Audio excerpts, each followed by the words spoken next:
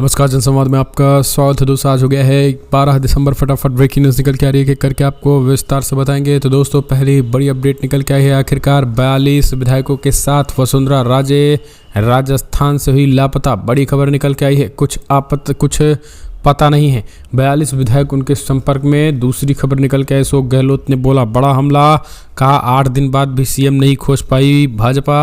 अशोक गहलोत ने वसुंधरा राजे को लेकर किया ऐलान। तीसरी खबर में बताएंगे दोस्तों, जहां आर्टिकल 370 के फैसले उमर अब्दुल्ला का निशाना निराश। महबूबा बोली हिम्मत न हारे, लोग कांग्रेस ने की जल्द चुनाव कराने की मांग। सुप्रीम कोर्ट के फैसले को लेकर अगली खबर बताएंगे, जहां इंडिया वालों को न निराश होने की जरूरत न हताश होने की। आखिर असली पिक्चर तो अभी बाकी ही है। 2024 को लेकर आई रणनीति बताएंगे इसके बारे में। और मध्य प्रदेश में प्रहलाद पटेल बनेंगे मुख्यमंत्री। बड़ी अपडेट निकल के आई है। फिलहाल नामों के पे लग गया है मुहर। आज राजस्थान में पहुंच सकते हैं पर्यवेक्षक। एक एक करके बताएंगे। जहां सबसे बड़ी खबर, तेलंगाना में 2 दिनों में 2 गारंटी पूरी, बाकी सभी गारंटी 100 दिनों में पूरी करने के साथ कांग्रेस ने क्या कुछ ऐलान किए हैं, एक एक करके बताएंगे। और ईवीएम हैकिंग को लेकर भी सबसे बड़ी खबर आई है। लेकिन उससे पहले जानेंगे आखिर हमास ने क्या कुछ किया है खेला, और इजराइल को कैसे पड़ गया है भारी हमला करना। लेकिन उससे पहले एक छोटा सा निवेदन, अगर आपने चैनल को अभी तक सब्सक्राइब नहीं किया तो पल पल के अपडेट के लिए चैनल को सब्सक्राइब करना ना भूलें दोस्तों। सबसे पहली बड़ी अपडेट निकल के आई। आपको बता दें आखिरकार 8 दिन बीत जाने के बाद भी अभी तक राजस्थान में मुख्यमंत्री के नाम पर नहीं लग सकी है मुहर। आज पर्यवेक्षक राजनाथ सिंह समेत 3 बड़े नेता राजस्थान में पहुंचेंगे। सबसे बड़ी बात यह है कि अभी भी 42 विधायकों संग लापता वसुंधरा राजे। दरअसल वसुंधरा राजे के संपर्क में 42 वफादार विधायकों के साथ उन्होंने बैठक की। कल आधी रात को बैठक के बाद आखिरकार वसुंधरा राजे ने फिलहाल केंद्रीय नेतृत्व का फ़ोन उठाना बंद कर दिया है। दरअसल खबर निकल के आई है कि आज मंगलवार को आपको बता दें, राजस्थान में रक्षा मंत्री राजनाथ सिंह समेत 3 पर्यवेक्षक जो है वो आने वाले हैं और विधायक दल के नेता चुना जाने वाला है। लेकिन इस बीच विधायक दल के नेता चुने जाने के बीच 42 विधायकों ने वसुंधरा राजे के समर्थन का ऐलान कर दिया और कहा कि वसुंधरा राजे को ही मुख्यमंत्री बनाया जाना चाहिए। तो आला कमान को वसुंधरा राजे ने दर्द देने में कामयाब रही हैं और ज़बरदस्त तरीके से झटका दे दिया है। इसी बीच आपको बता दें, अशोक गहलोत ने भी वसुंधरा राजे के समर्थन का ऐलान कर दिया और उन्होंने बीजेपी पर तंज कसा। कहा 8 दिन बीत जाने के बाद भी सीएम अभी तक एक सीएम फेस नहीं खोज पाए हैं। आखिर ये क्या कर पाएंगे। आईटी की कार्रवाई को लेकर प्रदर्शन कर मुद्दा बनाने का असफल प्रयास कर रही है। आईटी विभाग को तत्काल बुलेटिन जारी कर स्थिति स्पष्ट करनी चाहिए और कानून को अपना काम करने देना चाहिए। परंतु बीजेपी को बताना चाहिए कि आम जनता मुख्यमंत्री चयन को लेकर कब तक असमंजस की स्थिति में रहेगी और जनहित के कार्य प्रभावित कब तक करते रहेंगे। इस तरीके की चीज़ें अशोक गहलोत ने हमला बोला है। एक और अपडेट निकल के आई है। फिलहाल सुप्रीम कोर्ट ने कहा है कि आर्टिकल 370 फिर से लागू नहीं हो सकता है। हाँ, जल्द से जल्द चुनाव कराए जाए, सरकार कराए। सितंबर तक ड्यू डेट दे दिया गया है, सितंबर तक चुनाव हो जाना चाहिए। जबकि बड़ी अपडेट निकल के पूर्ण राज्य का दर्जा भी मिलेगा। इस बीच महबूबा और अब्दुल्ला का आया बड़ा बयान कांग्रेस का भी। दरअसल सुप्रीम कोर्ट के फैसले पर उमर अब्दुल्ला, फारूक अब्दुल्ला और महबूबा मुफ्ती के साथ कांग्रेस पार्टी का बड़ा बयान निकल के आया है।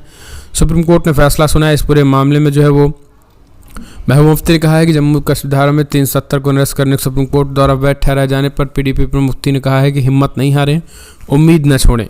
जम्मू कश्मीर ने कई उतार चढ़ाव देखे हैं। सुप्रीम कोर्ट का आज का फैसला एक मुश्किल पड़ाव है, लेकिन ये मंजिल नहीं हमारे लिए, हम आगे भी कोशिश करते रहेंगे।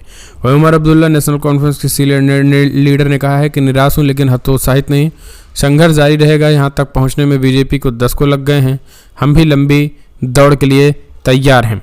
इसी बीच जो है वो हालांकि कांग्रेस पार्टी ने कहा है कि जल्द से जल्द सरकार को फैसला देना चाहिए और जल्द से जल्द जो है वो फिलहाल सरकार चुनाव कराए। अगली एक और अपडेट, इंडिया वालों को ना तो निराश होने की जरूरत, इंडिया वाले के लिए गजब का बैकअप। दरअसल आपको बता दें, हिंदी पट्टी राज्य में मध्य प्रदेश, राजस्थान, छत्तीसगढ़ में चुनावी जीत के बाद बीजेपी में जश्न का माहौल है और उनका कोई मतलब नहीं है। वैसे ही इन चुनाव में कांग्रेस का मजबूत प्रदर्शन की उम्मीद संजोए लोगों में भी जो निराशा है उसकी भी कोई मतलब नहीं है। दोनों ही मोर्चों पर जो प्रतिक्रिया है उसकी बड़ी वजह इन विधानसभा चुनाव के आईने में आगामी आम चुनाव की छवि देखना। लेकिन ये छवि आभासी है और दोनों ही मामलों में लोगों की कल्पना का प्रक्षेपण मात्र है। दरअसल इंडिया की बात करें तो इंडिया 2024 में होने लोकसभा चुनाव को जीतने जा रहा है। बशर्ते घटक दलों को बस ये याद रखना दांव है कि वो एक विशालकाय जंगल को चंद पेड़ों के झुंड समझने की नादानी ना करें। यानी एक तरीके से विशालकाय जंगल है और चंद पेड़ों को झुंड समझने की नादानी न करें और राज्य स्तरीय प्रतिद्वंदिता जरूर इंडिया को तालमेल करना पड़ेगा। वरिष्ठ राजनीतिक विश्लेषक का मानना है कि अभी भी कुछ नहीं बिगड़ा है। अगर भारतीय जनता पार्टी को हराना है तो विपक्षी पार्टियों को चट्टान की तरह एकजुट होना पड़ेगा और बीजेपी को वो पूरी तरीके से हराने में कामयाब हो जाएंगे, बशर्ते सभी इंडिया घटक दलों को अपनी अपनी सीटों को मैनेज करने के लिए पूरी तरीके से त्याग करना होगा। एक और अपडेट निकल के आई। फिलहाल मध्य प्रदेश में प्रहलाद पटेल बनेंगे नए मुख्यमंत्री। जी हां, दरअसल आपको बता दें, आखिरकार लंबे समय से चल रही उठापटक के बीच शिवराज को आखिरकार साइडलाइन कर ही दिया गया है और लगभग ऐलान हो चुका है कि फिलहाल मोहन यादव एमपी के नए मुख्यमंत्री होंगे। जी हां, मोहन यादव नए मुख्यमंत्री होंगे, ये बड़ा फैसला लिया गया है।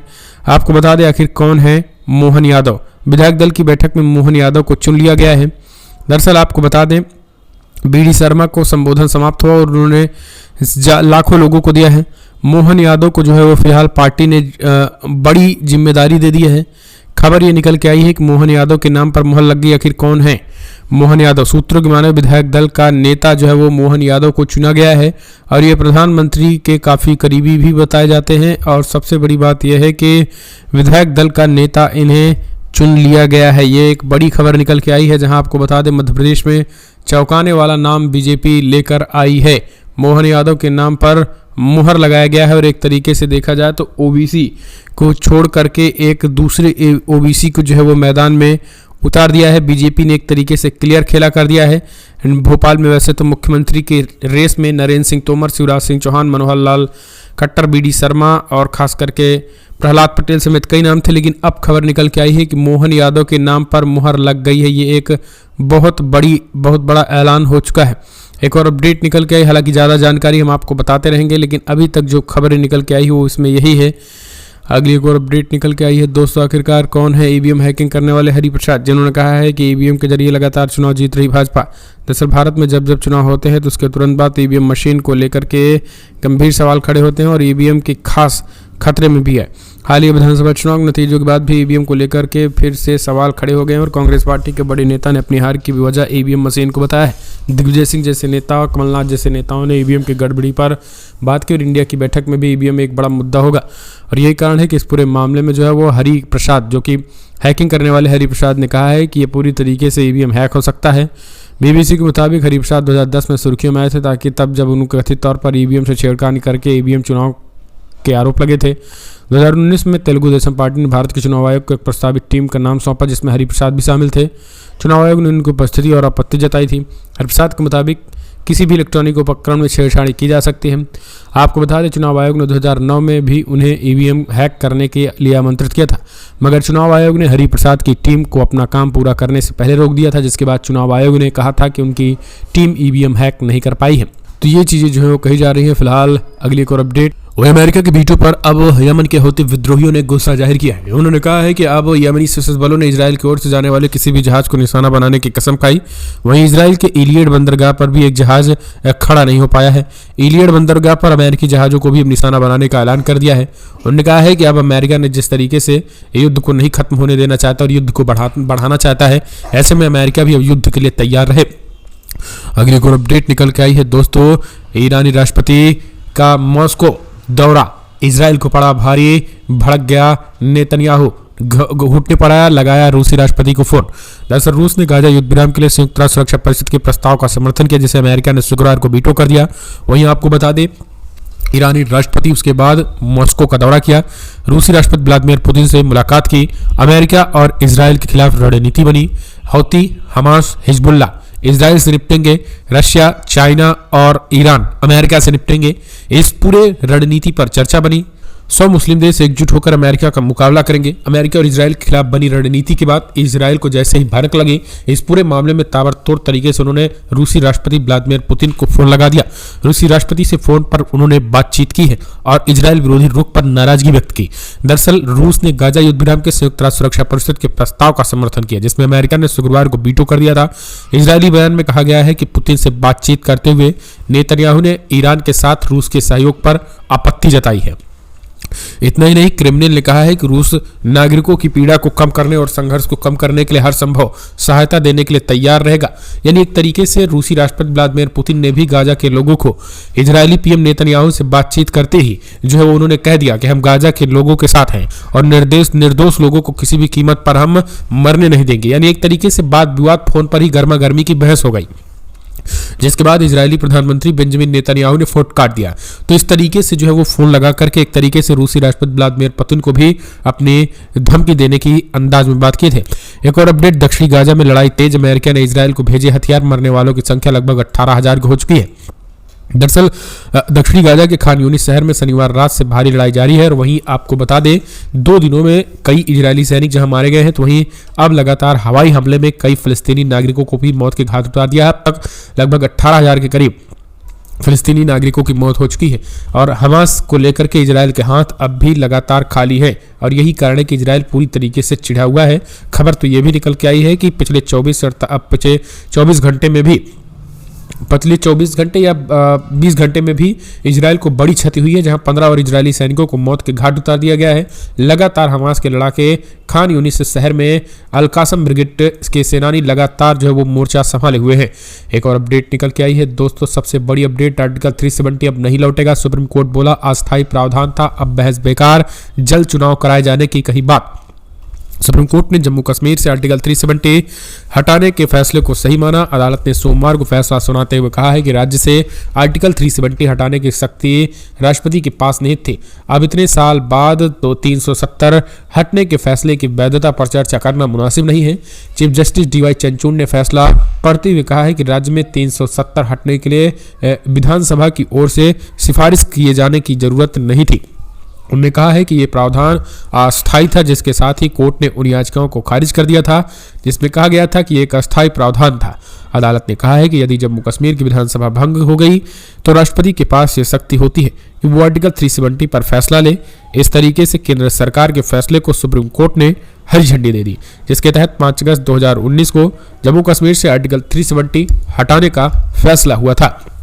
इसके अलावा राज्य का पुनर्गठन 2 केंद्र शासित प्रदेशों के तौर पर किया गया था।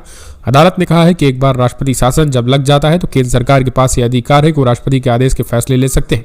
इतना ही नहीं, उन्होंने कहा है कि जम्मू कश्मीर में जल्द ही पूर्ण राज्य का दर्जा वापस देने की बात भी कही है। सुप्रीम कोर्ट ने कहा है कि जल्द से जल्द चुनाव कराया जाए और चुनाव की तिथि जो है वो कहा जा रहा है कि 5 सितंबर यानी 30 सितंबर 2024 तक चुनाव जो है वो संपन्न करा लिया जाए। तो ये फैसला दिया है। एक और अपडेट निकल के आई है, झटके के बाद अब कांग्रेस ने कई बड़ी रणनीति, सीट बंटवारे, संयुक्त रैलियां, सभी मुद्दों पर खुलकर होगी बातचीत। 19 तारीख को बड़ी बैठक। जी हां, दरअसल हिंदी भाषी राज्यों में चुनावी हार के बाद कांग्रेस अब मिशन 2024 के लिए नरम पड़ी। असर दिख रहा है इंडिया गठबंधन की रणनीति पर भी। कांग्रेस का रुख थोड़ा लचीला दिख रहा है। उसने खुद ही पहल करते हुए जेडीयू, सपा और तृणमूल कांग्रेस से बातचीत की और इसके बाद पार्टी ने 19 दिसंबर को इंडिया गठबंधन की मीटिंग का भी ऐलान कर दिया है। इसके अलावा कांग्रेस ने संकेत दिए हैं कि वो महाराष्ट्र, यूपी, बिहार और बंगाल जैसे राज्य में क्षेत्रीय दलों के लिए कुछ सीटों का त्याग भी करने को तैयार है। इन सभी राज्यों में कांग्रेस यदि गठबंधन में आती है तो वो जूनियर पार्टनर के लिए रोल में रहेगी। ऐसे में वो इन राज्यों में त्याग के लिए तैयार है। कांग्रेस सूत्रों का कहना है कि 19 दिसंबर को होने वाली मीटिंग में अब सीट शेयरिंग पर बात होगी और एक कॉमन एजेंडा तैयार किया जाएगा। तो सीधे तौर पर देखा जाए तो अब जल्द से जल्द इस पूरे मुद्दे पर बातचीत तय है। एक और अपडेट निकल के आई है दोस्तों, तेलंगाना में 2 दिनों में 2 गारंटी पूरी, अभी बाकी सभी गारंटियां 100 दिनों में हो जाएगी पूरी। तेलंगाना के डिप्टी सीएम मल्लू भट्टी विक्रमार्क ने रविवार को कहा है कि कांग्रेस की जनता सरकार ने राज्य में सत्ता संभालने के बाद केवल 2 दिनों में 2 गारंटी पूरी कर दी है। उन्हें जोर देकर कहा है कि कांग्रेस सरकार सभी 6 गारंटी 100 दिनों में पूरी कर देगी। डिप्टी सीएम 2 अन्य मंत्री तुमल्ला नागेश्वर राव और पंगलुग्गा श्री रेड्डी के साथ शनिवार को खम्बम पहुंचे थे और जहां उनके समर्थकों ने उनका गर्मजोशी से स्वागत किया। डिप्टी सीएम मल्लू भट्टी विक्रमार्क ने पत्रकारों से बातचीत में कहा है कि अगले 100 दिनों में कांग्रेस सरकार बाकी 4 गारंटी पूरी करेगी। सरकार का मुख्य एजेंडा धन पैदा करना और उसे लोगों के बीच वितरित करना है। हमारी सरकार लोगों की भलाई और विकास के लिए काम करेगी। उन्होंने कहा है कि महिलाओं को सशक्त बनाने के प्रयास के तहत टीआरसी बसों में मुफ्त यात्रा की सुविधा प्रदान की गई है।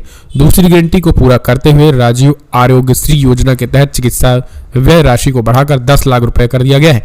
तो इस तरीके से उन्होंने ये चीजें कही हुई हैं। एक और अपडेट, संजय सिंह की गिरफ्तारी के खिलाफ एससी में सुनवाई आज। शराब घोटाले में ईडी ने किया था गिरफ्तार, दिल्ली हाईकोर्ट ने खारिज की याचिका। दरअसल दिल्ली शराब घोटाले में घिरे आम आदमी पार्टी के राज्यसभा सांसद संजय सिंह फिलहाल न्यायिक हिरासत में जेल में बंद है। संजय सिंह ने अपनी गिरफ्तारी के खिलाफ दिल्ली हाईकोर्ट में याचिका लगाई थी। दिल्ली हाईकोर्ट ने 20 अक्टूबर को उनकी गिरफ्तारी को बरकरार रखा था। इस फैसले के खिलाफ संजय सिंह ने सुप्रीम कोर्ट का रुख किया था। आज इसी केस में सुनवाई होनी है। जस्टिस संजीव खन्ना को जस्टिस एसबी भट्टी को बेंच मामले की सुनवाई करेगी।